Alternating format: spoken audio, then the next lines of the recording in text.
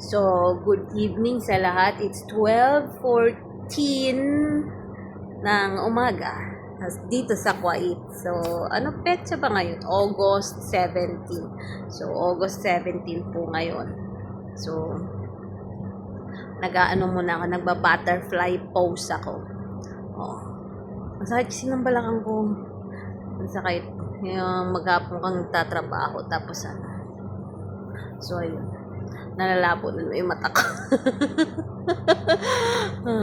Pag hindi ko nakikita ang mahal ko, nalalabo ang mata ko.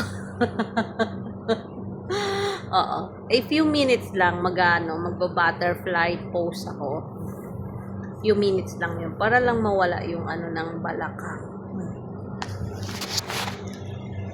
Pwede tong higa, upo, yun. Pero masakit siya talaga sa hita. Ito matanda na tayo, kailangan natin ng ano eh.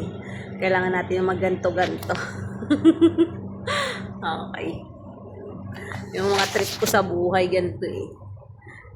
Tapos naligo pa ako. Basa pa yung buhok ko kaya hindi ako makatulog basta-basta.